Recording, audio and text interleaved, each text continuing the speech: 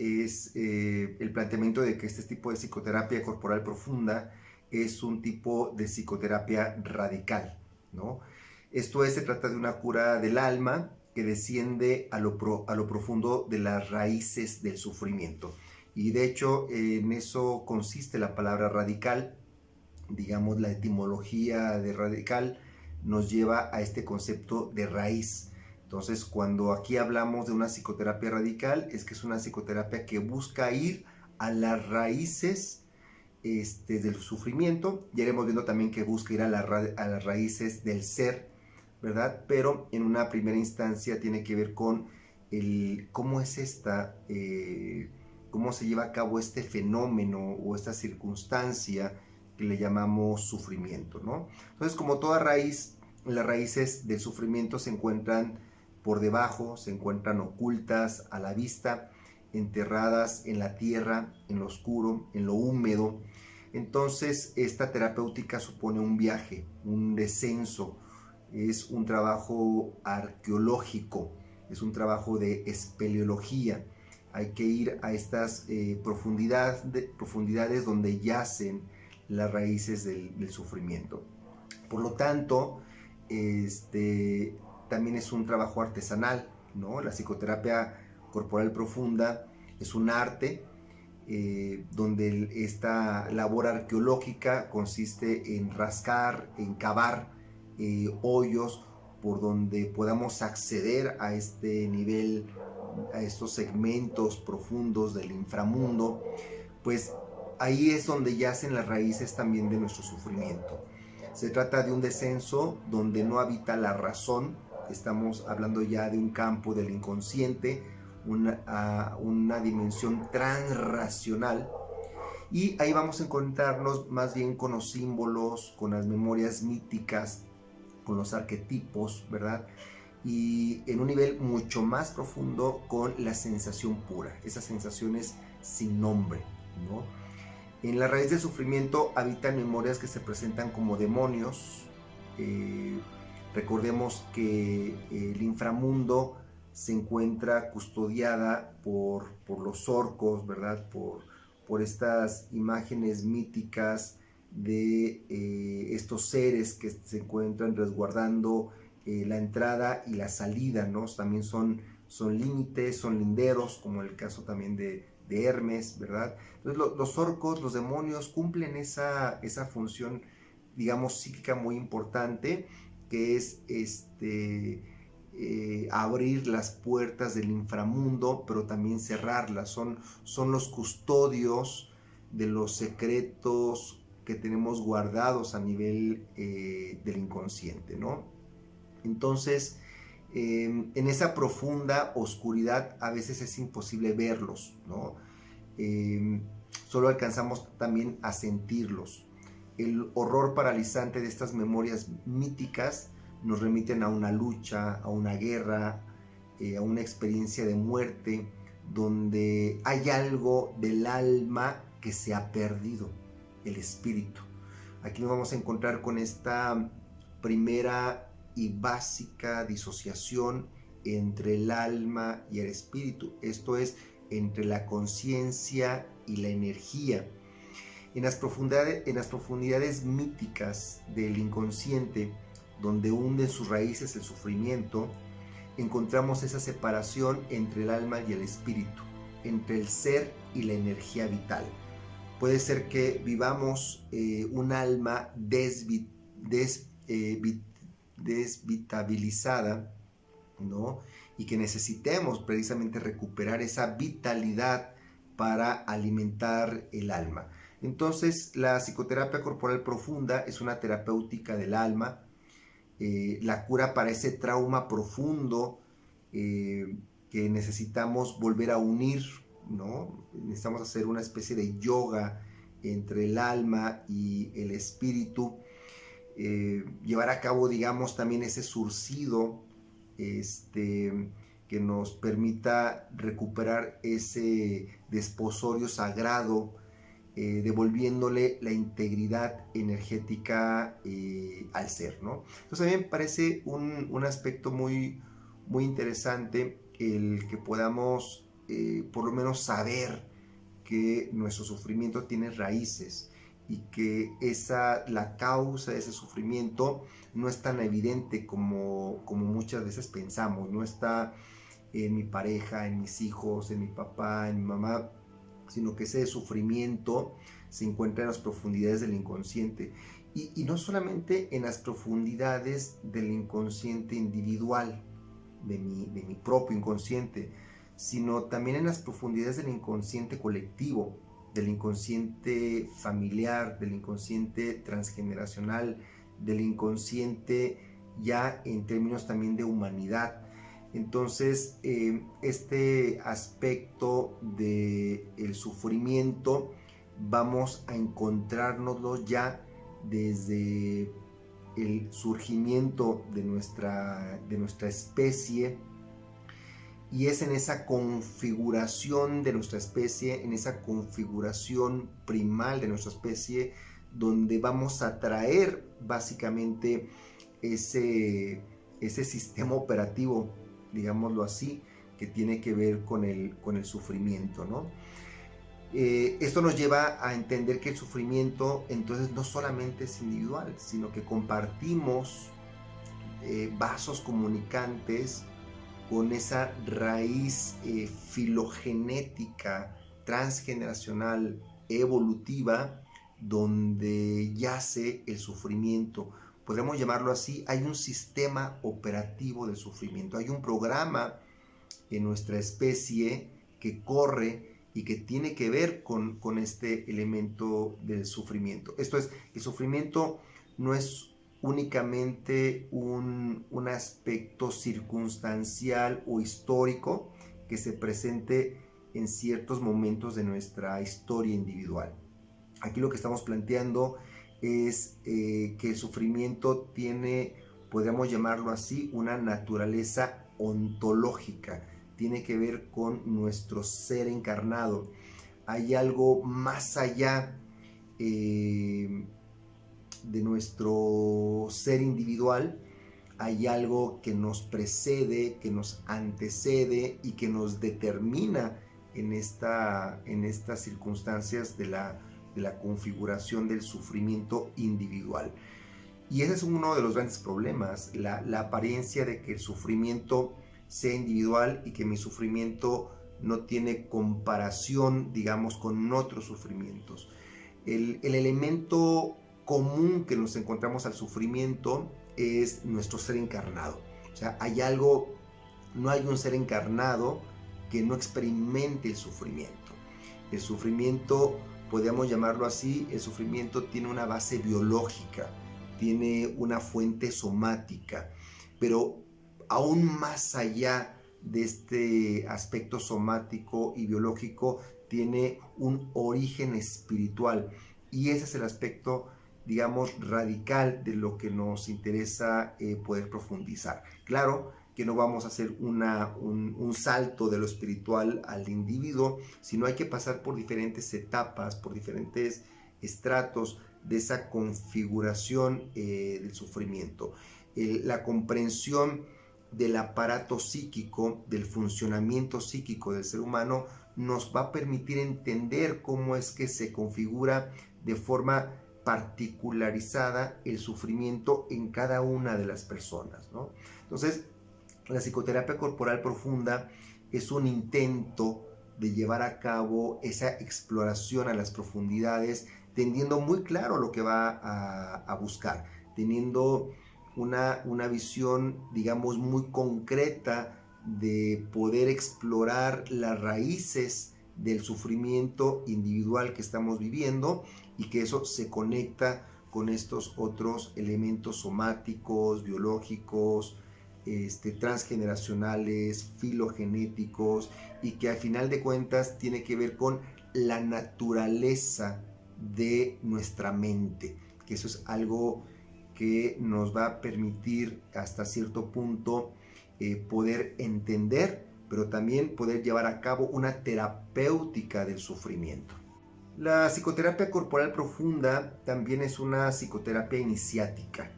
Es una psicoterapia que tiene una dimensión esotérica del proceso de curación. Es iniciática porque revela el camino de acceso al misterio de la vida. Ese es el gran misterio, ¿no? El misterio de qué es la vida, de dónde proviene la vida. Condición previa para acceder a esos misterios es el silencio, pues solamente en las cuevas del desierto es posible vislumbrar las profundidades abismales del ser. Esto es, cuando aquí hablamos de la vida, no hacemos no tenemos una visión, digámoslo así, reduccionista a nivel biológico de lo que es la vida, sino que no estamos hablando del bios, sino del zoe. Estamos hablando de la vida espiritual, del origen, digámoslo así, de la prefiguración de la vida biológica, que tiene que ver con esa dimensión mucho más amplia, que podríamos muy bien llamarla de espiritual, pero que no tiene que ver solamente con esa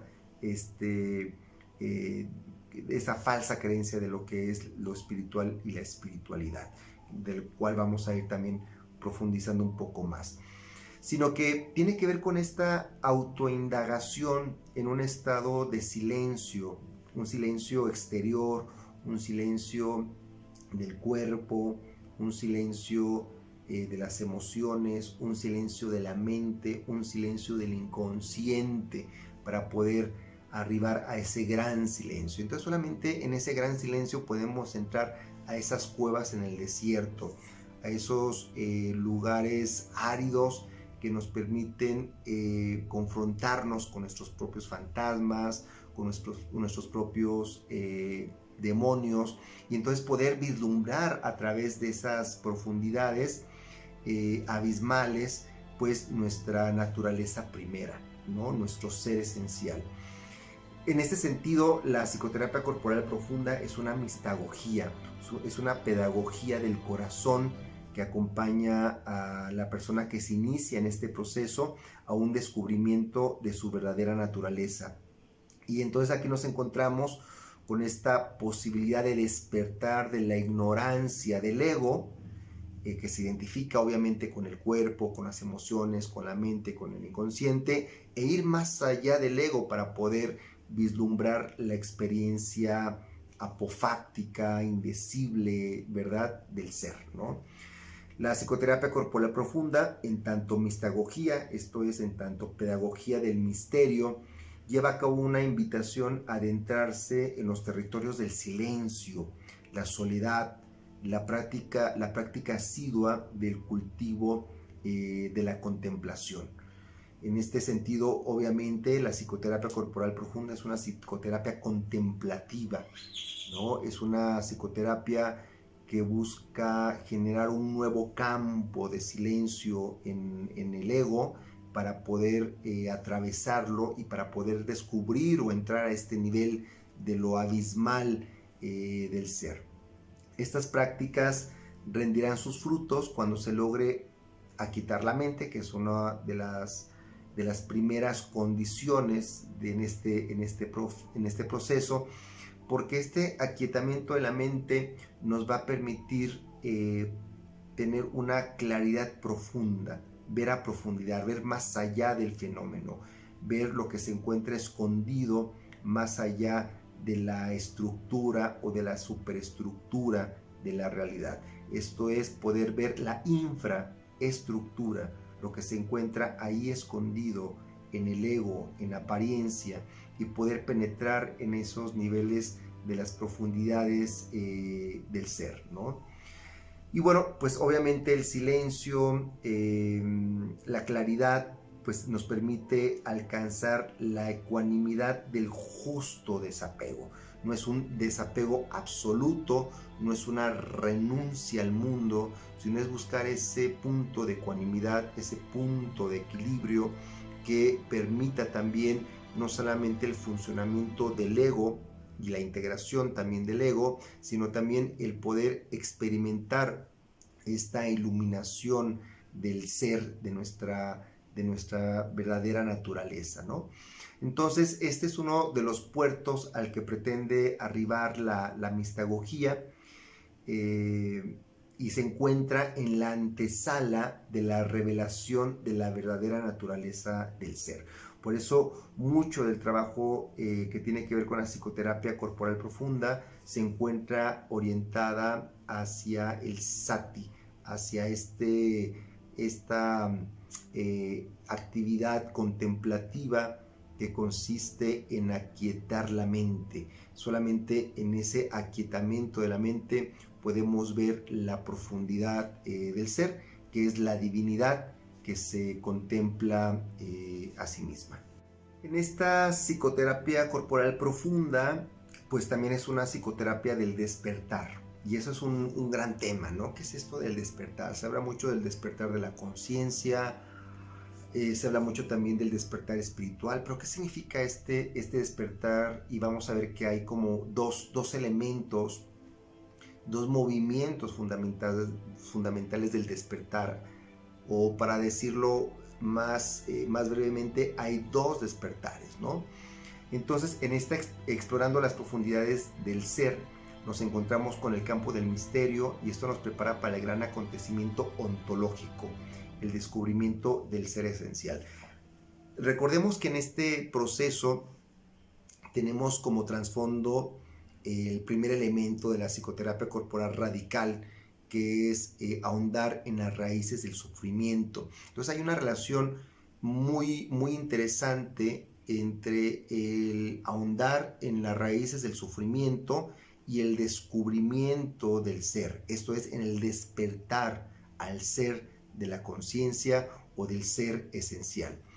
Entonces, la psicoterapia del despertar apunta a dos aspectos. El primero de ellos es despertar del sueño, de eso de lo que el yo o el ego llama realidad, la realidad real, comprendiendo sin comprender que esto se trata de una ilusión, de que nuestro ego funciona como una ficción dentro de esta ilusión. Entonces, el primer despertar es el despertar del propio sueño del ego, un ego que ensueña, un ego que en tanto que ensueña en sí mismo es un sueño. Y esto nos lleva a un segundo despertar. Cuando despertamos de este sueño de la realidad del ego, entonces podemos llevar a cabo el segundo despertar, que consiste en la revelación de la esencia como el verdadero yo, la verdadera naturaleza del ser. Este despertar al ser con mayúscula supone varios niveles de disolución y de extinción del ego, que impone obviamente la ignorancia y el olvido con respecto al ser. Entonces, tanto objeto y objetivo de la psicoterapia corporal profunda consiste en este doble despertar, del sueño de la ilusión y el despertar a la revelación de la verdadera naturaleza esencial. Estos tres aspectos, que van siendo las raíces del sufrimiento, el despertar del sueño y el despertar a la verdadera naturaleza del ser esencial, son tres aspectos que van a caracterizar a la psicoterapia corporal profunda, y son los tres aspectos que también suponen una distancia con respecto a la psicología en tanto ciencia, disciplina académica, y vamos a ir más allá de la psicología para adentrarnos en prácticas ancestrales que tienen que ver con el autoconocimiento del ego y un desconocimiento, un no saber en el campo del ser, ¿no? Entonces, ese es el aspecto importante, porque en estos despertares se lleva a cabo un proceso también poco a poco de destrucción de las neurosis, de los artificios que llevan al apego, y con esto al deseo mórbido, al deseo enfermizo que nos ata a la repetición del samsara, de las condiciones que generan el sufrimiento. Este darse cuenta, este insight con respecto a la ilusión de la realidad y con respecto al descubrimiento de nuestra verdadera naturaleza, supone la transición del campo de la psicología al campo de la espiritualidad y de la mística. Esta psicología del despertar sigue manteniendo el concepto de psicología, porque consideramos que en todo caso el planteamiento psicoanalítico con respecto al análisis de las defensas, las resistencias, las transferencias, etcétera, suponen un medio adecuado para el análisis de las neurosis, pero que por otro lado las técnicas ancestrales del budismo, del hinduismo, de todas esas corrientes espirituales místicas de autoconocimiento y del despertar, proporcionan otra dimensión, ese otro elemento que es necesario conjugar entre el psicoanálisis y el budismo. Y obviamente en medio está esta mediación que vamos a ir trabajando sobre el cuerpo o el soma,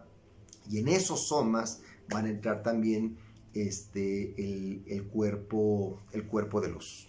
Tomando distancia de una visión desencarnada de la psicoterapia y la espiritualidad, la psicoterapia corporal profunda plantea que el descenso al inconsciente de la conciencia se lleva a cabo en el propio cuerpo, no fuera del cuerpo, no en un viaje astral, sino en un trabajo de introspección, en un meterse adentro. Es muy fácil muchas veces el querer entender este proceso espiritual como un desprendimiento del cuerpo, como una huida, como un rechazo, como un desprecio al cuerpo, como si el cuerpo no rindiera frutos en cuanto a la dimensión espiritual. Entonces es muy fácil encontrarnos estas tendencias de rechazo, ¿no? de huida.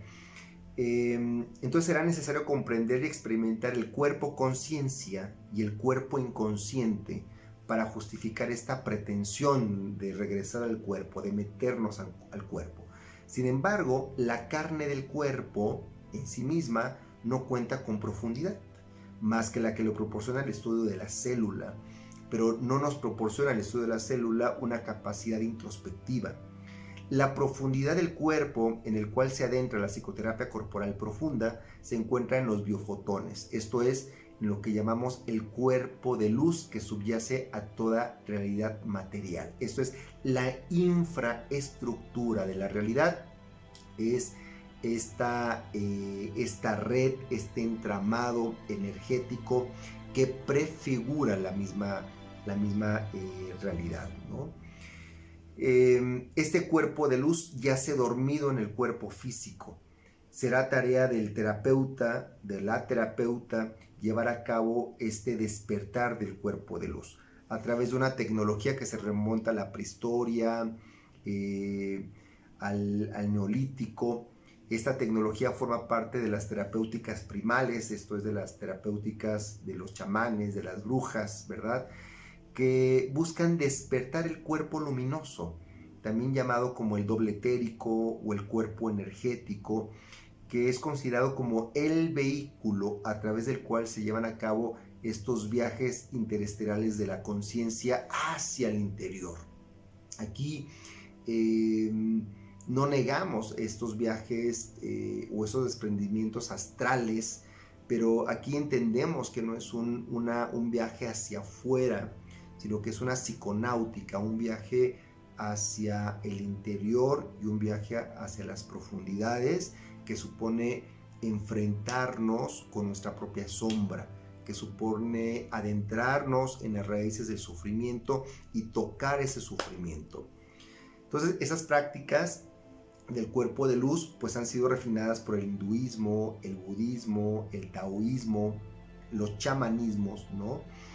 Y entonces este elemento corporal que se inserta entre lo psicoterapéutico y lo abismal, lo profundo de lo abismal, hace referencia a la profundidad del cuerpo de luz, recipiente que contiene los mares energéticos de información.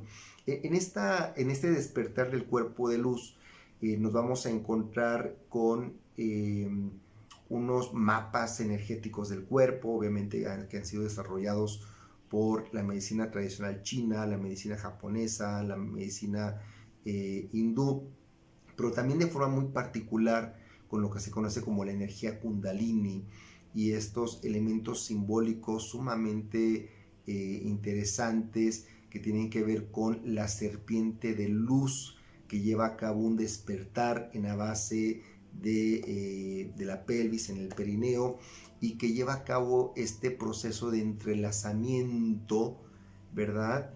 Que en un proceso ascendente que llega hasta la coronilla, y donde se encuentran estas dos serpientes luminosas viéndose a sí mismas, y se lleva a cabo esa unión, ese yoga, ¿verdad?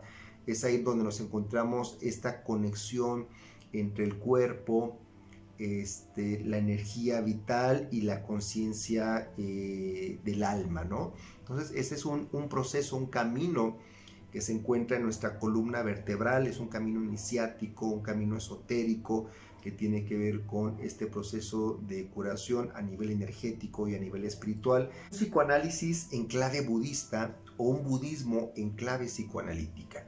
El psicoanálisis freudiano es un referente de la psicoterapia corporal profunda, es el antecedente, digamos, más importante de la psicoterapia corporal, de la cual abrevó fundamentalmente Wilhelm Reich, y que nos hereda también este saber dentro del psicoanálisis sin ser psicoanálisis, ¿no? Pero que va incorporando muchos de los principios teóricos y técnicos, otros no los incorpora, en una especie de interpretación libre, ¿no?, de este psicoanálisis. Aunque no existe un psicoanálisis budista, y ciertamente eso supondría una insalvable paradoja epistemológica, pues hemos optado por proponer un cierto psicoanálisis en clave budista. La asociación libre, la interpretación de los sueños, las defensas, las resistencias, la resolución de las transferencias, entre otros, son elementos que permiten hacer consciente los deseos y apegos, que ese es un tema que van a compartir el psicoanálisis y el budismo, estos deseos inconscientes, estos deseos mórbidos, estos apegos inconscientes, que se van a encontrar en la raíz del sufrimiento. Esto es muy interesante, porque eso que el psicoanálisis llama inconsciente, lo reprimido en el inconsciente, desde un punto de vista budista, podría corresponder también a esa raíz del sufrimiento. Entonces aquí nos vamos a encontrar, salvando las distancias entre una y otra planteamiento del budismo, del psicoanálisis, ciertas referencias que en cierto aspecto pueden coincidir, y ese es el tipo de clave budista de lectura sobre el psicoanálisis que queremos ir haciendo, ¿no? Entonces, de alguna forma, la técnica psicoanalítica nos brinda las herramientas para el trabajo arqueológico de excavación. El material surgido del análisis es comprendido a la luz de las 4 nobles verdades, que tienen que ver obviamente con la existencia del sufrimiento, con la vía para llevar a cabo esta extinción del sufrimiento. Estas 4 nobles verdades, que después las iremos viendo, estudiando y profundizando, son las claves también donde podemos encontrarnos un conocimiento del funcionamiento de la mente, y de este funcionamiento, de este programa, de podemos llamarlo así, este sistema operativo, donde ya se encuentra determinado por la experiencia del sufrimiento. Entonces el budismo nos presenta algo así como un conocimiento de cómo la mente nos lleva al sufrimiento. Este aspecto va a ser muy interesante, y a mí me parece que muy importante para la psicología occidental, porque permite adentrarnos en un campo de autoexploración y de exploración heterónoma, ¿verdad?, para poder llevar a cabo este proceso de emancipación, si podemos llamarlo así, también en términos reichianos, a través de la mirada del otro, a través de esta relación transferencial que nos permite descubrir con la interpretación, con la asociación libre, las defensas inconscientes que se encuentran operando a nivel de del funcionamiento del psiquismo ya individualizado en cada persona. Entonces, desde esta perspectiva, el psicoanálisis es utilizado utilitariamente por una aproximación budista para liberar al sujeto del inconsciente, de su vacío ontológico, de su falta en ser. Ese centro ausente al que lleva la angustia psicoanalítica, que no evade, sino dice, bueno, es importante que el sujeto, cuando experimente esa angustia, pueda enfrentar esa angustia en soledad, con un testigo, ¿no? Y es algo muy similar a lo que sucede en los procesos iniciáticos místicos, donde se lleva al candidato o a la candidata en un estado de soledad, en un estado de silencio, en una cueva, donde se enfrenta a su propia angustia, donde se da cuenta que no es el exterior, no es mi historia afuera, no son mis padres, no es el mundo, sino que esas raíces del sufrimiento se encuentran dentro de mi propio ser, en esa profundidad compartida colectivamente del inconsciente, ¿no? Entonces, ese centro ausente al que lleva la angustia psicoanalítica coloca al sujeto frente a su propia verdad negada. Es el momento propicio donde aparece pues, el silencio, la soledad, y en todo caso es posibilitador de este proceso que nos interesa tanto, que es la vacuidad. Y tenemos el insight, la luz sobre la oscuridad del inconsciente. Ya he mencionado muchas veces sobre esta imagen de la carta del ermitaño en el tarot, que lleva a cabo un ermitaño, que lleva un candelabro para llevar a cabo este insight, ¿no? No es una luz que lleve claridad hacia afuera, sino es una luz que lleva claridad hacia adentro. Pero esa claridad hacia adentro tiene que pasar por varios niveles, es un proceso iniciático de descenso. Un concepto llamativo del análisis junguiano, de alguna forma también supuesto por Freud, es el de la sombra. Al llamar la atención sobre la psicología de las profundidades, esta alusión nos deja seducir por esas imágenes asociadas con lo profundo, con lo insondable, con lo oscuro, con lo oculto, ¿no? Es inevitable pues no soslayar que este estrato de las profundidades, también llamado como sombra o inframundo, más allá de cualquier acepción moral, hace referencia a aquellos contenidos ocultos y reprimidos que surgen de forma inconsciente en el acontecer del neurótico. Todo lo que se reprime de alguna u otra forma sale como síntoma. Bajar a la sombra del inframundo es un acto ético de hacerse cargo del propio deseo mórbido que me atraviesa. Recordemos un poco que para el budismo todo deseo va a ser un deseo mórbido. El ego tiende hacia esa morbilidad. El ego tiende hacia ese proceso de enfermedad, debilitamiento y muerte. Este descenso siempre es un peligro para el propio ego. El ego no quiere que llevemos a cabo esta introspección. El ego no desea llevar a cabo este descenso, ¿no? Por lo tanto, se trata de un rito iniciático, un paso necesario que da lugar a la muerte del ego y al renacimiento del ser, ¿no? Este insight, llevar luz introspectiva sobre la propia oscuridad profunda del ego y del sujeto, darse cuenta, es una aceptación radical de todo aquello que ha sido reprimido y ocultado en la sombra. Esta iluminación interior no es solo una iluminación psíquica, sino una iluminación espiritual, porque nos permite ver con claridad en lo profundo el ser, nuestra verdadera y auténtica naturaleza. La presencia del tacto, ¿no? La escucha, la mirada del terapeuta es fundamental en este proceso de descenso, muerte y renacimiento, como un testigo, pero también como un guía, como alguien que va acompañando este proceso, como alguien que ya llevó a cabo ese atravesamiento, que ya llevó a cabo ese descenso, y que vamos de alguna forma acompañando al paciente en este proceso de autoindagación profunda, ¿no? Entonces es un viaje iniciático necesario psicológicamente para el despertar espiritual. Más allá del inconsciente se encuentra la vacuidad. En lo profundo del inconsciente, más allá de la sombra, hay un abismo, al cual solo se puede acceder a través de la desnudez del ego. Se trata de un abismo infinito donde se presenta la conciencia infinita. Se trata de la vacuidad, de la nada. El descubrimiento freudiano del inconsciente es la condición necesaria para arribar a la vacuidad budista. En ese sentido, la psicoterapia corporal profunda va más allá del inconsciente, reconociendo el acto psicoanalítico, pero dando un paso más allá, un paso hacia el abismamiento de la vacuidad.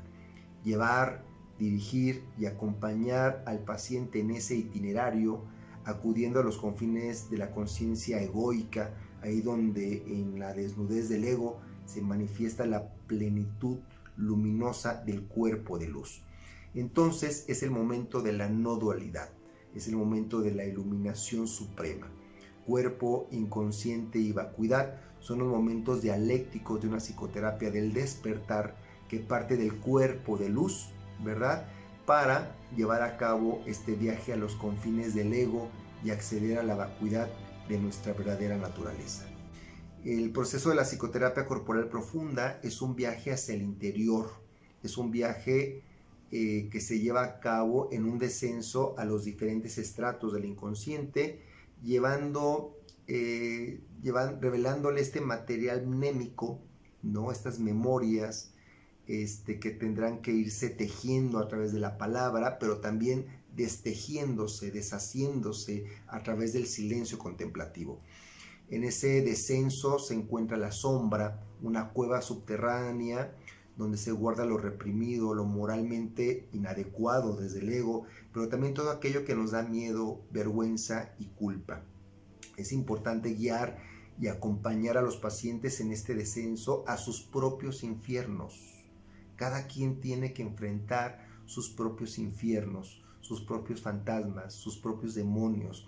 Este enfrentamiento se presenta como una lucha épica, ¿no? Un campo de batalla donde se juegan las defensas, la resistencia, las transferencias, pero fundamentalmente la sobrevivencia del ego. La visita a las catacumbas de la sombra será un lugar común, un recurso fundamental para el proceso del despertar, puesto que es ahí, en lo profundo del inconsciente, donde se lleva a cabo el despertar del sueño. El despertar del sueño no se lleva a cabo fuera del sueño. El despertar del sueño no se lleva a cabo en la vigilia. El despertar del sueño se lleva a cabo dentro del sueño, estando en el sueño. Ese es un momento clave en el proceso terapéutico, no tanto el descenso y el ascenso, sino el poderse quedar en la angustia de la sombra para poderla atravesar. Entonces, no es un viaje de ida y vuelta, es un viaje de descenso profundo. Y ahí cuando llegamos, topamos con pared, tocamos lo profundo, entramos a la cueva, es quedarnos ahí, no es salirnos, es quedarnos contemplando que esa cueva oscura que tanto nos da miedo es un sueño, es una ilusión. Despertar de esa ilusión permite la desaparición, la disolución, ¿no?, de esa cueva. La disolución obviamente también de esa angustia que se enfrenta, que se atraviesa. Y entonces ahí en la cueva, en lo profundo, en la angustia, es donde es posible llevar a cabo la disolución del sufrimiento, porque entonces esta disolución del sufrimiento tiene que ver con la disolución del sueño del sufrimiento, ¿no? Y aquí entramos a un tema muy importante que conecta estas dos tradiciones, que es la neurosis y la iluminación mística, ¿no? La neurosis es una enfermedad del ego, un desequilibrio que busca compensarse a través de una serie de síntomas que llevan al paciente a esta rueda, a esta compulsión a la muerte, a este incesante sufrimiento.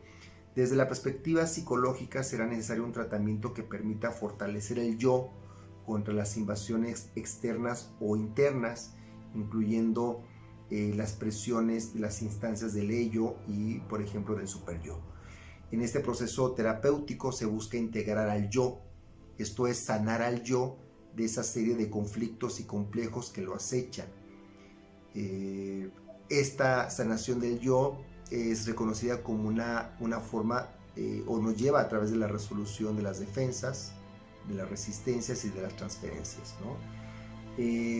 En este proceso se llevan a cabo ciertas operaciones clínicas sobre el yo para resolver esos conflictos y poder recuperar cierto equilibrio, cierta homeostasis dentro de la organización de todo la persona.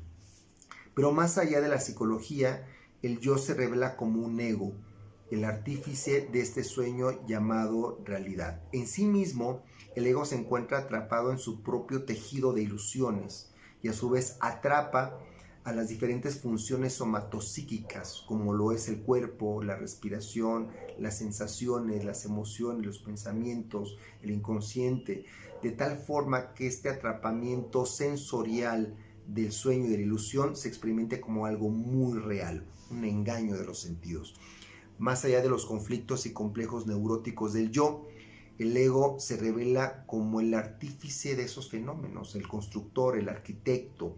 La fuente del sufrimiento se encuentra en este pequeño arquitecto que es el ego y sus ilusiones producidas por este deseo mórbido, después hablaremos un poquito más de esto, sobre el hambre del hambre, ¿no?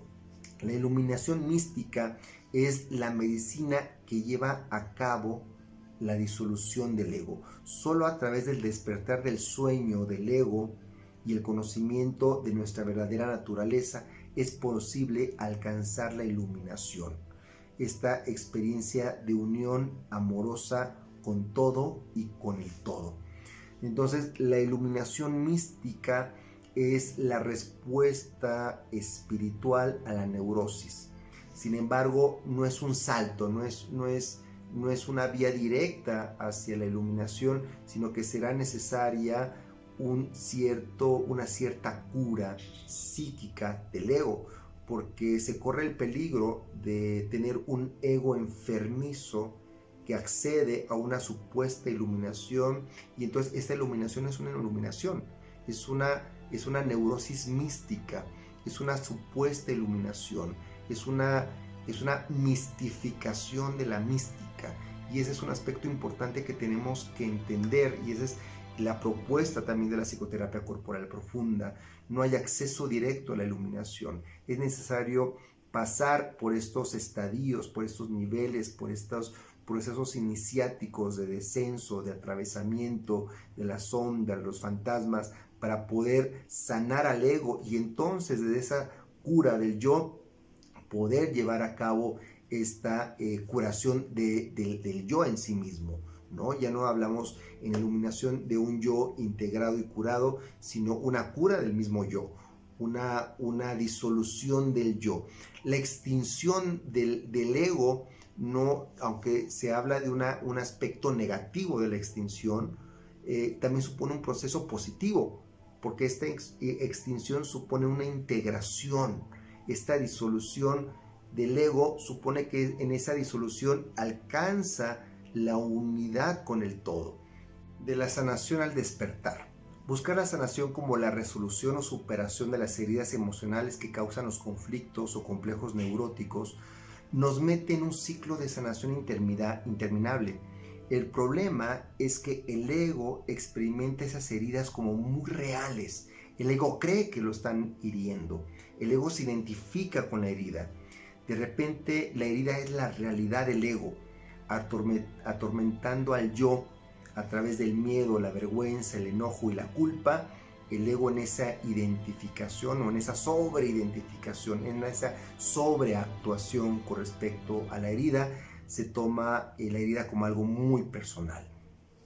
La perspectiva del despertar introduce la duda, la pregunta sobre la naturaleza del ego y su experiencia ilusoria, y aún más, la experiencia ilusoria de la herida.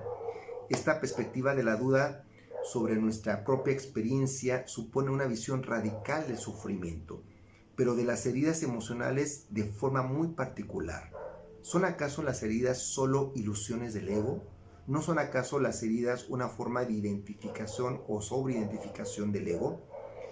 Para atisbar la ilusión de la realidad subjetiva conlleva realizar un proceso, un viaje, como lo hemos dicho, de descenso a las sombras del inframundo, atravesarlo. Y solo ahí en el inframundo, en la sombra, en la cueva, sin intentar salir, contemplar de forma desapegada la angustia que acaece en el sufrimiento, en el fondo de la estructura del ego, ¿no?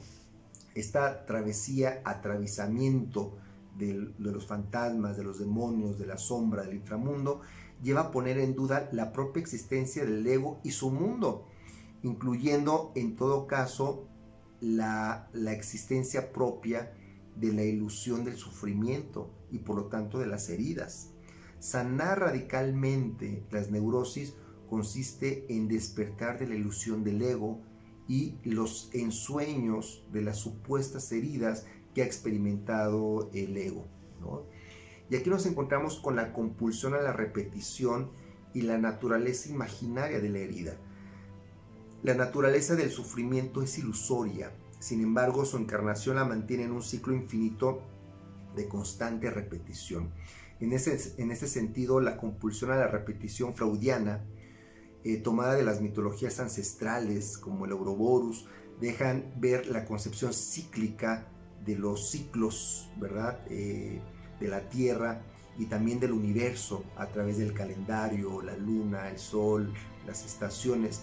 De igual forma, las heridas emocionales no son únicas y no se quedan en el pasado. Las heridas quedan como huellas, como memorias inconscientes, reprimidas, que regresan desde las sombras de lo reprimido como síntomas que la actualizan. El síntoma es el disfraz de las heridas inconscientes. La experiencia sensorial, emocional, mental e inconsciente de las heridas las presentan como un hecho, como un factum, ante el cual tarde o temprano tendremos que rendirnos, pues ellas nos llevan al cansancio, a la enfermedad y a la muerte.